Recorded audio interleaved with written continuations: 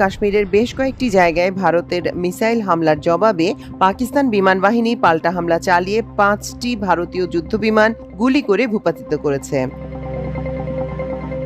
আন্তঃবাহিনী জনসংযোগ পরিদপ্তর আইএসপিআর মহাপরিচালক lieutenant general Ahmed শরীফ চৌধুরী দাবি করে বলেন, ভারতীয় যুদ্ধ বিমান ধ্বংসের পর পাকিস্তানের বিমান বাহিনীর যুদ্ধ বিমানগুলো নিরাপদে ফিরে এসেছে।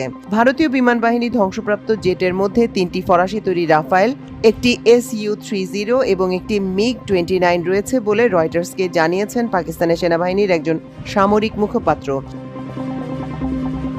অন্যদিকে পাকিস্তানের সশস্ত্র বাহিনীর নিয়ন্ত্রণ রেখার ধুন্দিয়াল সেক্টরে ভারতীয় সেনাদের ব্রিগেড সদর দপ্তর ধ্বংস করেছে এবং একটি ড্রোন গুলি করে ভূপাতিত করেছে। নিয়ন্ত্রণ রেখায় ভারতীয় সেনাবাহিনীর অবস্থানের সঙ্গে পাকিস্তান সেনাবাহিনীর তীব্র গুলি বিনিময় চলছে। এদিকে ভারতের মিসাইল হামলায় এখন পর্যন্ত 8 জন নিহত ও 35 জন